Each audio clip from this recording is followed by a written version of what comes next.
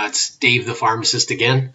Today we're on part 1 of our drugs that are prescribed after heart attacks.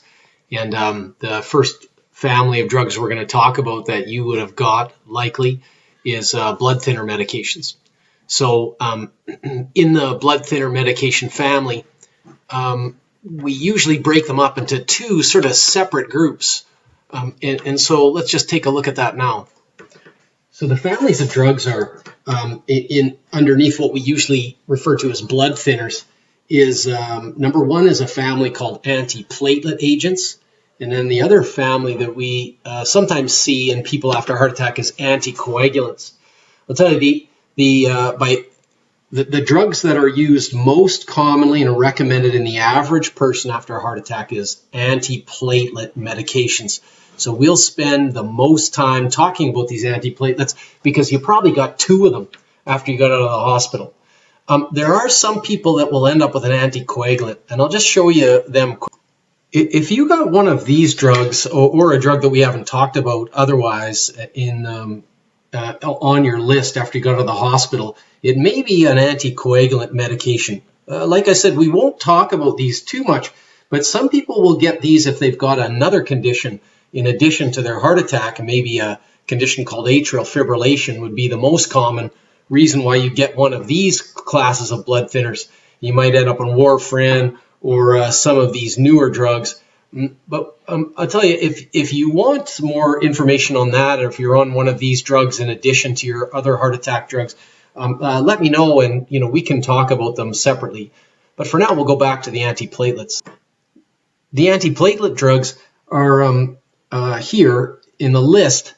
The one that's most common and that virtually all of you will have been given is a drug called aspirin, or as you know, ASA. Most of you have been given 81 milligrams of that medication, and that's probably, most of you will get that. The average person will get this. And then in addition, you will often get another one of these medications, or maybe another one if you live in a different part of the country or if you live in the United States. But if you live around here, you're probably either going to get a ticagrelor, which they call Brilinta. They also call Brilinta this ticagrelor, or clopidogrel, which they used to call Plavix.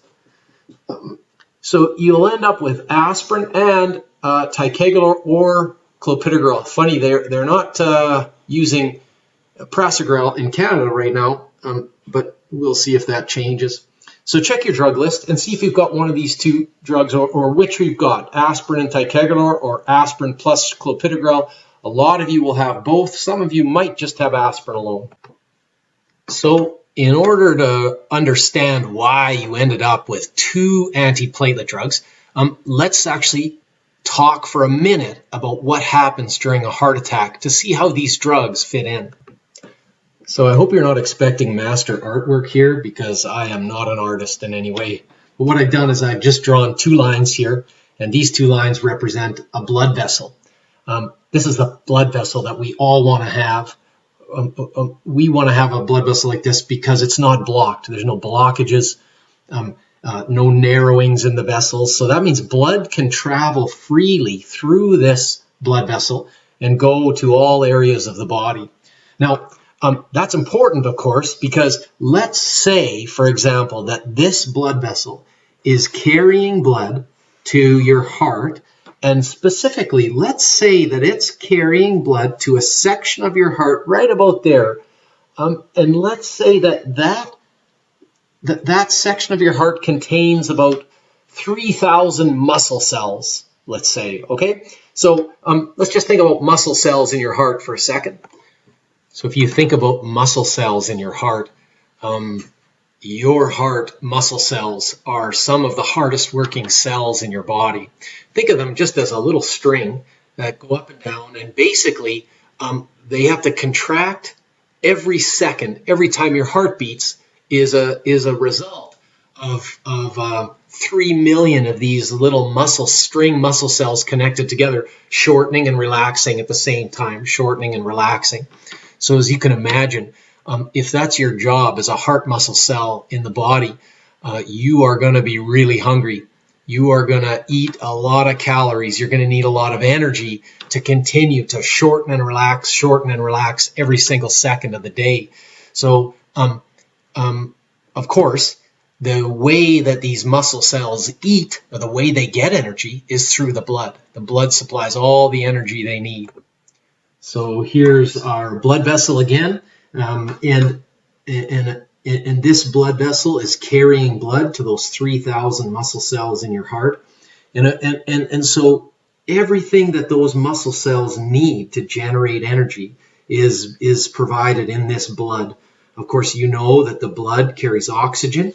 So oxygen is placed into your blood by your lungs, and oxygen is really important because it is needed in the chemical reaction to generate energy for those muscle cells.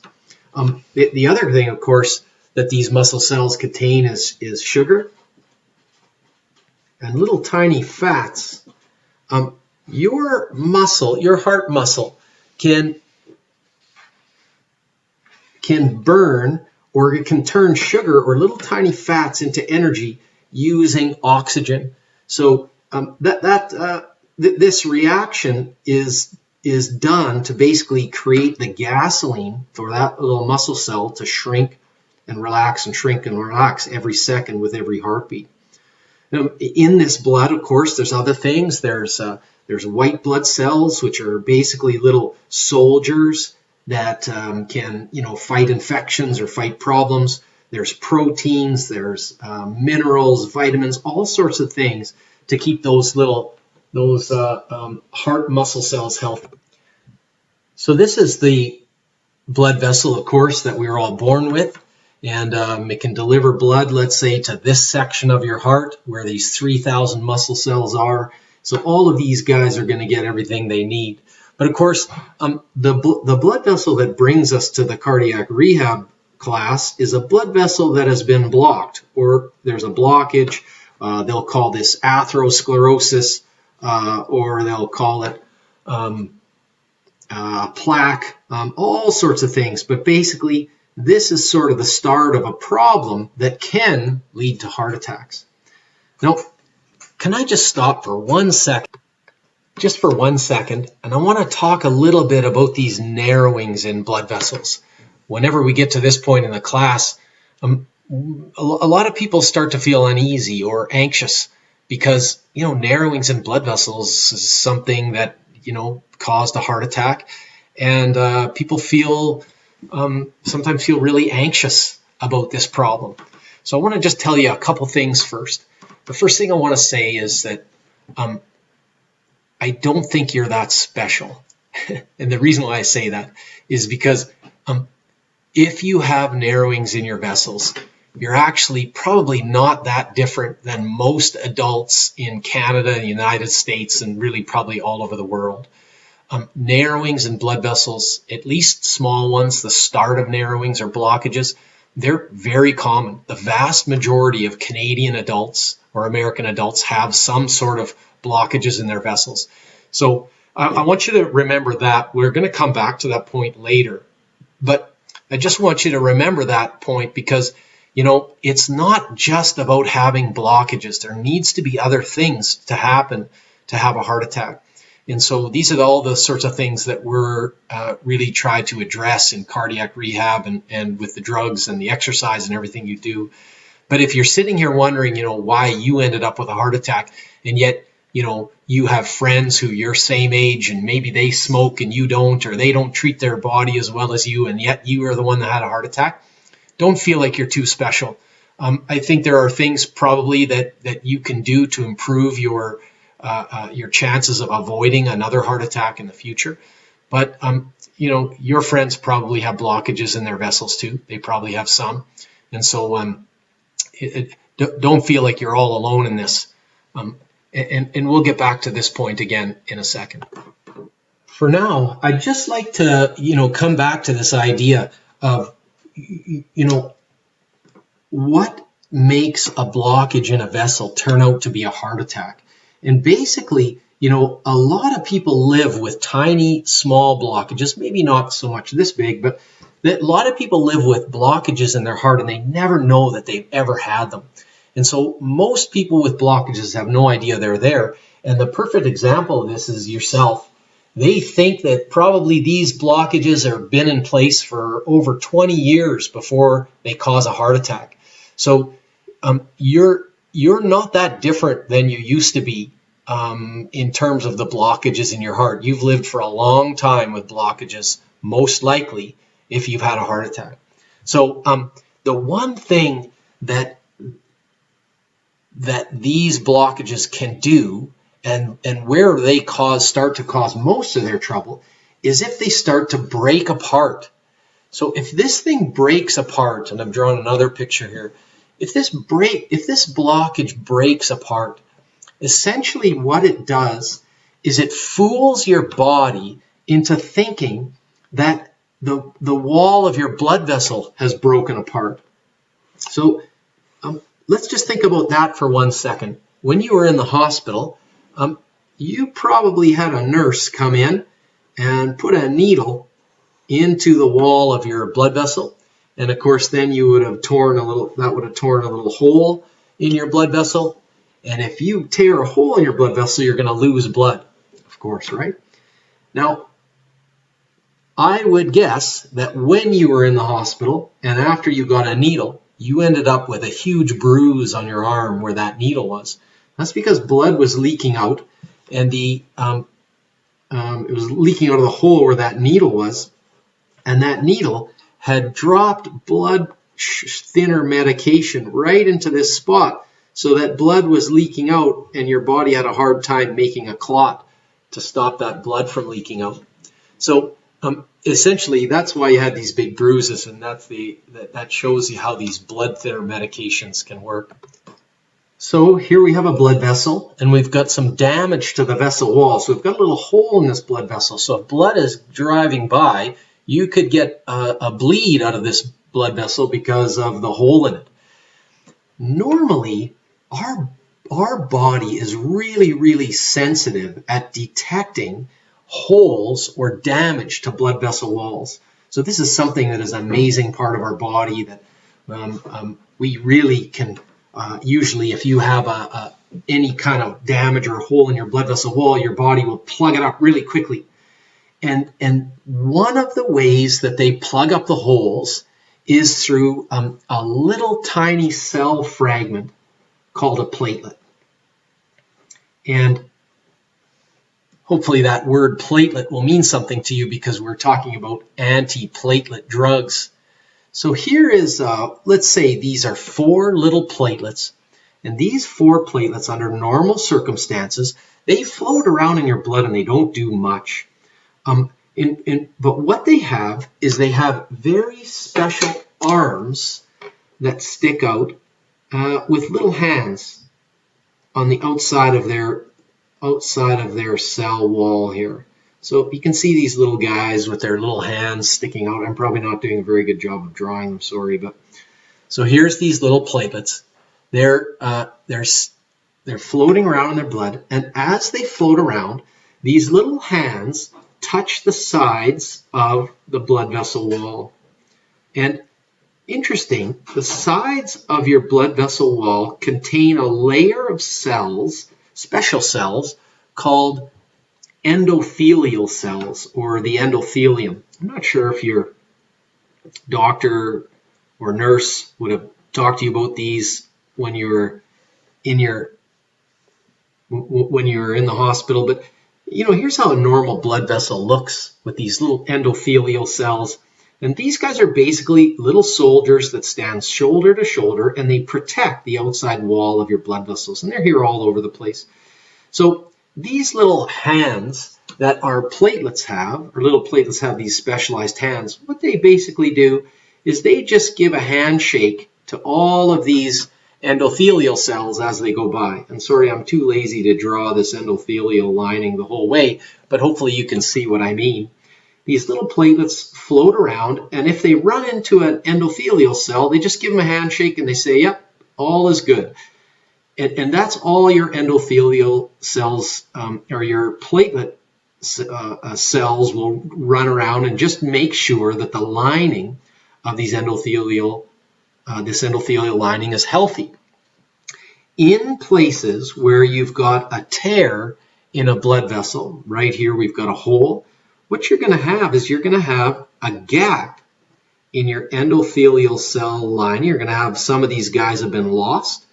And so as these platelet cells float by, they do not, when they hit the outside of this, these specialized hands of theirs are only meant to feel the sides of endothelial or a healthy vessel wall. If they feel something else, that they've never felt before, then they will activate. So these guys will activate at a spot where the endothelial cells have been messed up. And whenever they activate, they'll activate and they'll stick to the spot where the damage is, based on these little specialized hands that are feeling something that they're not supposed to feel, basically. And it's a really interesting and brilliant setup where you've got basically a little cell fragment that has a hand that is designed to feel something, to feel molecules that should never exist inside the blood. And so that's how the design works. As soon as these little hands or receptors, I guess as you call them, as soon as they feel things they're not supposed to feel, they activate. And that's how they activate around damaged vessel walls.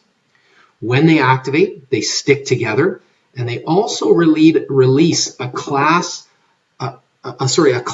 of chemical from the inside of their bellies. And that chemical will activate other platelets that are coming by to join this club and make a little, what we call platelet plug, to prevent bleeding.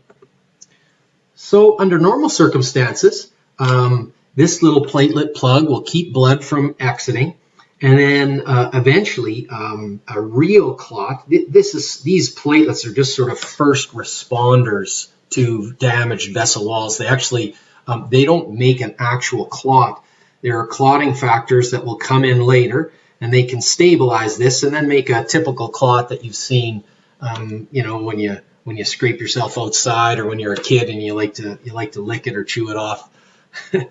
Eventually, the body will heal this bottom part of that vessel wall, and they'll get rid of all this clot and platelets. So you'll end up with just a healthy vessel wall again, with healthy endothelial cells on the outside, like I showed you before. So I hope you can see from this is the example of what happens in a normal healthy situation, and these platelets are blocking blood from escaping and losing blood, and then while the body can deal with that damaged blood vessel. So let's get back to this incident where someone has a blockage in their vessel and it's broken or cracked open, sort of torn apart here. This is where these platelets that we just talked about, platelets are fooled when these blockages break apart. Platelets are fooled into thinking that this broken blockage is actually a broken blood vessel. It's your body's fooled into thinking that this is actually a hole or a tear in a blood vessel. So, of course, what do your platelets do? Well, they do exactly what they're supposed to do. They clump on top of this blockage, and because they're afraid, they're just doing their job, thinking that you might lose blood or cause bleeding out of this. Now, the downside of your platelets just doing what they're supposed to do is that you can see that a little platelet plug here, in reacting to a torn or cracked open blockage, is that you could end up blocking 99 to 100% of the blood flowing through this blood vessel now, because you've got part of it's blocked by this blockage, and now the rest of it is blocked by this little platelet plug. So if we go back to our first picture, and if we think of how if this blockage cracks open, and we've now got a no blood traveling through this blood vessel anymore, well, remember, blood was traveling through here, and oh, I better back up and tell you that, of course, this blood vessel, this isn't drawn anatomically correct, as you can imagine. This blood vessel is actually a blood vessel that's sort of probably snaking in the wall of the wall of your heart, and then it's delivering blood to this section, which we said had about 3,000 muscle cells. Now, of course, if this little blockage right here is blocking blood from traveling through this part of the vessel right here, then what do we get? Well, right here, we get 3,000 muscle cells that are contracting every second with every heartbeat, and now they're not getting any blood, so they're getting no sugar, no oxygen, and this is where essentially this will start to suffocate these heart muscle cells. And that is essentially how a heart attack happens. This is how a blockage can lead to a heart attack, where you get 3,000 muscle cells that are basically now starved of oxygen and sugar. And so if this blockage, if it doesn't get opened fairly quickly, then you can end up with some damage in these 3,000 muscle cells. The flip side of that, and one of the really great parts of this day and age and in the way our health system works in North America, is that, you know, if you go to emergency right away, if you think you've got a heart attack, they can open this mechanically, and if they open this fairly quickly, you can basically have a heart attack, but you can save your heart muscle cells from any damage. So there are people that have heart attacks in this day and age that don't end up causing any damage to their heart muscle cells because they got in and it got opened up very quickly. So that's just sort of a lesson to us, you know, in the future, just to make sure that, you know, you get to the emergency room if you think you're having a heart attack, and you know, because in the emergency room in the hospitals in most places, they can open that stuff up right now and try to save you some damage from your heart attack. So I hope you can see by this that the role of platelets, again, platelets, these little guys that are the first responders, these guys play a big role in having heart attacks. And so this is the reason why you get a anti-platelet agent. So let's take that drug that most of you are on, ASA, 81 milligrams a day. So you're taking a baby aspirin every day. That baby aspirin, essentially, it hooks on to a platelet and basically puts a little bit of tape over the on switch to activate these platelets. So the goal is that if you ever did have a heart attack, if you ever had a blockage that cracked open, that some of your platelets would not be able to activate, and if they can't activate, they would just float by this cloud of chemical and they would not join the group plugging up this whole vessel. And so, of course, the idea is if you can slow down or reduce the amount of platelets that will react in this situation, you will hopefully leave a gap of blood that can still continue through and end up still allowing blood to get through to your 3,000 muscle cells or whatever section of your heart is carrying blood. And that is the reason why everyone is given at least one anti-platelet drug like aspirin after a heart attack. So the question that always comes up in every class at this point is, so why do I need to take two drugs that are anti-platelets or drugs that block platelets? Why can't I just take one? And there's a really long story here, and there's still a story that that doctors and researchers are still trying to figure out. But the simplest example, I think, about why people need two started when doctors started putting stents in these blood vessels to open them up. And interestingly, when they put a stent in, sometimes the stent didn't work. And I'll tell you why. So I imagine many of you listening have probably had a stent put in your vessel. If you're not sure what a stent is, basically it's just a little wire cage or wire tube with a mesh outside coating. Again, I'm sorry, this is terrible artwork, but if you've had a stent, or if you're not sure, you can look these up on the internet. You can see a picture of a stent. It's basically just a little pipe that is inserted into a blood vessel with a blockage in it. So if you've got a blockage in this blood vessel, essentially what doctors will do is they'll stick this stent right here, right in they'll wedge it right on top of this blockage in your blood vessel. So they'll squish it right open. They'll squish this thing to open it up. So, this is what happens. You get your stent, which is basically opened up this entire vessel, and it's almost like a little chain link fence that is wedged into the wall of the blood vessel to keep this thing open. So now, of course, blood can flow through freely where this was blocked before, and so those 3,000 muscle cells that are, that were previously not getting any blood, now they're getting, all the blood they need. And again, if you did this quick enough, you can prevent damage from those guys from occurring, and you can walk out of those heart attacks in pretty good shape. So this is was a really revolutionary idea.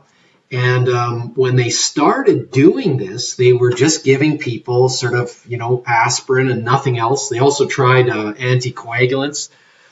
But one really interesting thing happened when they started doing this is that some people would come back to the hospital 2 weeks later complaining of another heart attack. And when they would come and they would go to the emergency room, and then they would go to the cath lab and do an angiogram and find where the blockage was. And some of these people, 2 weeks after they got this stent, where you would think that you would never get a heart attack from that spot again, they would come back, and it would turn out that the heart attack was occurring in the exact same spot as the stent was.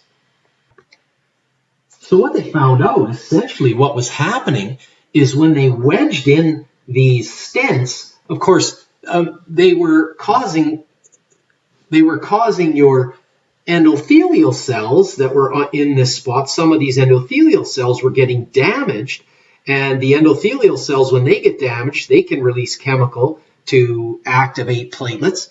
And as it turns out, the platelets themselves, with their little hands floating by here, as it turns out, these platelets, they don't like a foreign body sticking out, a little metal foreign body sticking out into the blood. So in some cases, these stents were getting plugged up with platelets. And so, you ended up getting platelets plugging this thing up, and now no blood is traveling through again. And so that was causing trouble for some people, maybe about 1 out of 20 even in some of the early studies that was looking at this. So, in that case, they said, geez, we got to do something. For the period after this stent has been put into the vessel, we're going to have to do something to try to get these platelets to be not so reactive for this thing, so that this stent can work the way it's supposed to. And so that's when they started experimenting with using 2 antiplatelet drugs. So again, I think we talked about before, you probably are taking an aspirin, but many of you are going to probably be taking something else, especially if you've got a stent or 2 or 3. You're probably taking something else, like a ticagrelor or a clopidogrel Sorry, I'm not going to write these out just to waste time. In Canada, ticagrelor is Brilinta. The other name for ticagrelor is Brilinta. The other name for clopidogrel used to be Plavix, although there's cheaper generic options available for clopidogrel now. And so essentially what they found is if you put together two of these antiplatelet drugs, you can prevent the platelets from reacting to this metal stent and allowing it to do its job by keeping this part of the vessel open, and then, of course, keeping your 3,000 muscle cells happy because they're getting all the blood that they need. Now, the good part of this is that you don't need to take these two drugs forever in most. So most people will only take these two antiplatelet drugs for a short period of time. And there's a range about how long is the best amount of time to take two antiplatelet drugs. But for most of you, the goal in the long term is to just take one antiplatelet drug, and usually that's just a baby aspirin. So the future for you, for most of you, and again, you got to check with your doctor about all this information. I can only tell you about the average patient, right? The average person.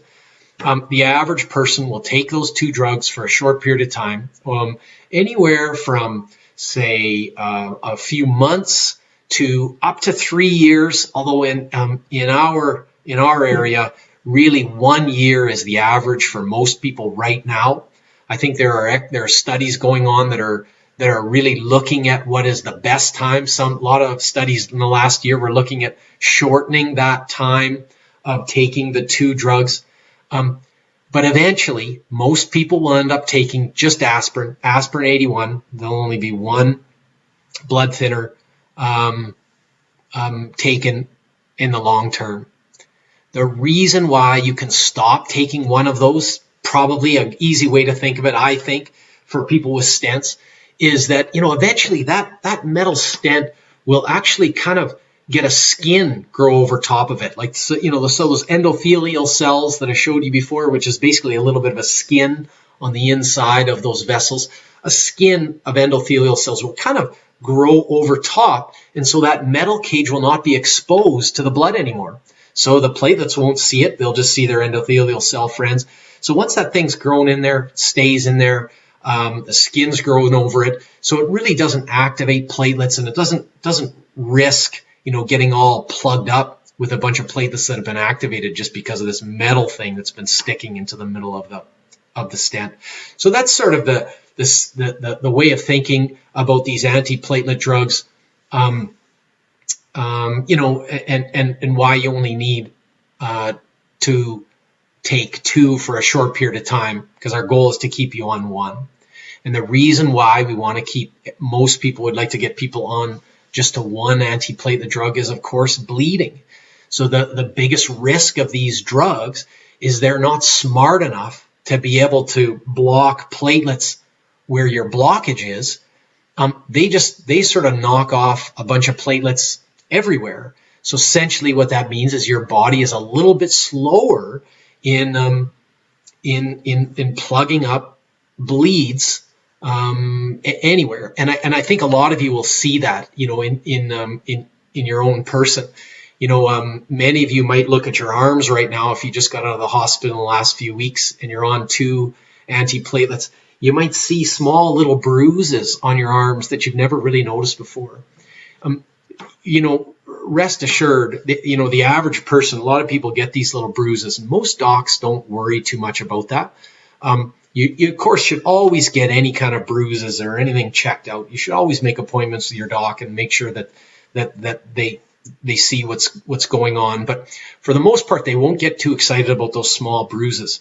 I kind of think that those small bruises, they're not really caused by those antiplatelet medications, but they're a sign that those antiplatelet medications are working to slow down how fast you plug up holes in your blood vessels. So I think we probably have tiny little bleeds every day, all of us healthy people, but we never get little bruises because we're so fast in plugging up any little holes. For some of you who are getting those bruises, well, now you're a little bit slower at plugging up those holes, so those bruises, you might get some tiny bruises. That said, bleeding is is our biggest concern for anybody taking these two antiplatelet or any kind of antiplatelet or anticoagulant drugs. So, make sure that you're always on the lookout for blood anywhere it's not supposed to be when you're taking these drugs. Blood's not supposed to be in your stool. It's not supposed to be in your urine. We talked a bit about bruising, big bruises, nosebleeds for no reason. These things, can very well happen when you're on these drugs. And most of the time, they don't really cause any harm other than they're a nuisance. But, please, when your doctor asks you to go get your blood checked, get your blood checked. He or she will always order a red blood cell level, a hemoglobin level. If the blood levels in your blood are high, if they're normal, it means you're not losing blood from anywhere, like a little annoying ulcer in your stomach that you don't feel, that you're leaking blood from because your platelets aren't working. The other thing that you can look at in your blood tests is platelets themselves. So in most blood tests, they'll actually measure the amount of platelets floating around in a unit of blood, and you should have a certain amount of platelets. If your platelet levels are low, you should make sure the doctor is aware, and the doctor may want to look at that and say, well, maybe we'll back off on how long or how much antiplatelet you're getting. These are all decisions that have to be made in the office with your caregiver. And I say doctor, but maybe you have a nurse practitioner, or maybe you have a pharmacist looking after you, or who knows. But, these people have to look after you, and you got to look after yourself too. So pay attention to your blood tests when you get them back.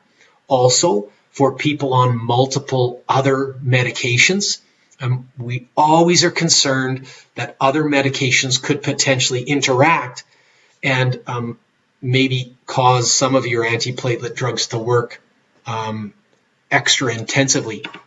So again, if you're on other medications, please check with your doctor, pharmacist, and nurse. Check with everybody. Check with them all. Make sure that there's been no reports of trouble.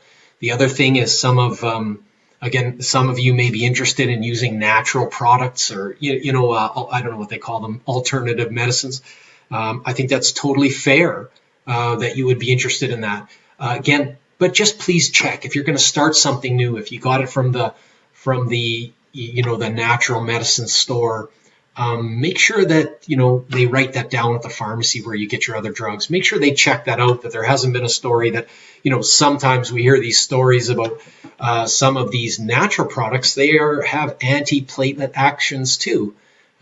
We've heard about things like garlic and other pretty common natural products that actually probably work by some of these same mechanisms as some of our drugs do.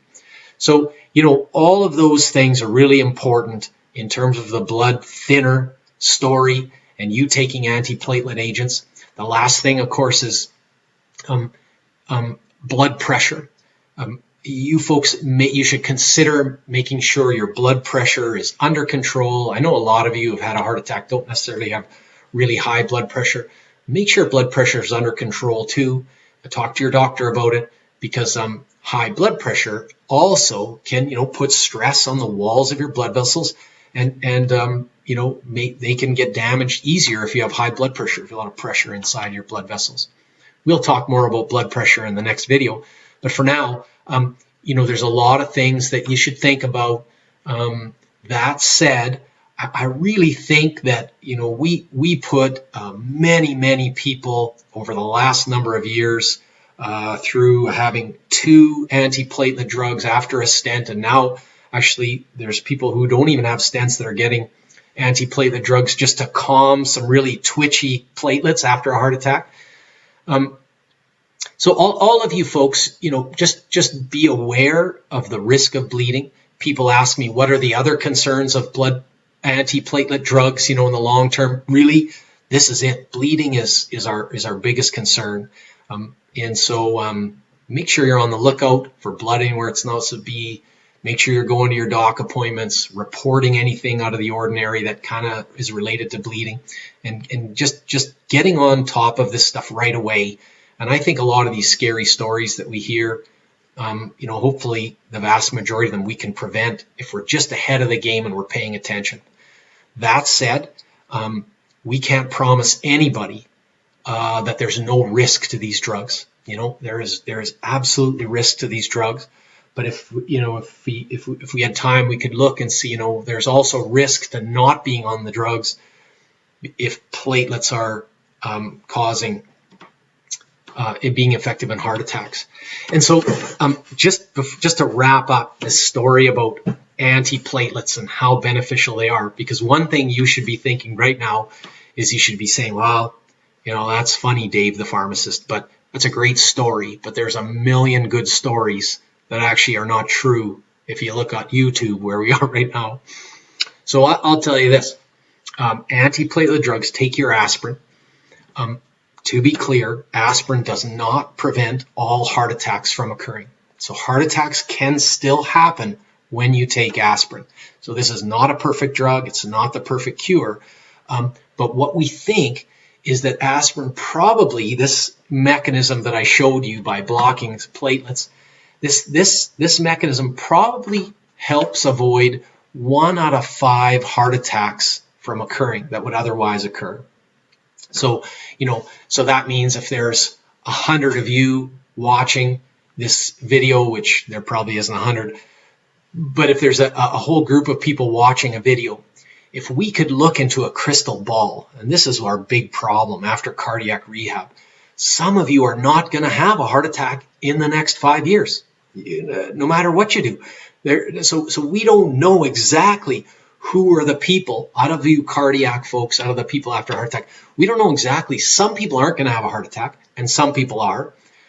We're not sure which of you, and we're trying to do a better job, and research is giving us more information to allow us to identify people who are really at higher risk of heart attacks. But frankly, if you've had a heart attack, we consider you all at high risk, and we're trying to prevent another one. So we think that probably if you looked into the future and you could see of all the people, say 10 people out of the group of people right now watching this, 10 people over the next 5 years are going to have a heart attack. We don't know who you are, but if those 10 people have a heart attack, and if aspirin avoids 1 out of 5, then 2 out of that 10 will, avoid a heart attack. We don't know who that 2 is going to be, and we never know when we've avoided a heart attack because you just look like the people that weren't going to have a heart attack anyways. So I hope that makes sense. So essentially what we do is we give people antiplatelet drugs. Some people are still going to have a heart attack, but some won't. So we absolutely know 100% that these antiplatelet drugs will prevent some people from having a heart attack. And that's our goal. We want to prevent as many people as possible from having heart attacks. And so the antiplatelet drugs are preventing a few, and we're going to go talk about the other drugs, and those drugs are going to protect others out of those 10 or out of however many the group of people we're looking forward. They're going to protect other people of having heart attacks. And ultimately, you'll see how all this goes together. We try to protect more and more people from having a heart attack in your future, so we all live to a ripe old age and enjoy life after a heart attack. So that, I think, is all I have to tell you about the antiplatelet agents. And again, I think you can put questions in YouTube. I'm not really sure, but I'll check it now and then if you have questions, and I can answer them. Again, you can also reach out to cardiac rehab, the nurses there, and Bonnie, Ashley. Everybody, as you know, are really helpful, and they can also get a hold of me if you need. So I hope this is helpful. I'm sorry for the terrible artwork, but the next section we're going to go into is a class of drugs that you'll get called blood pressure / heart medications. That'll be part 3, and so we'll see you in a minute.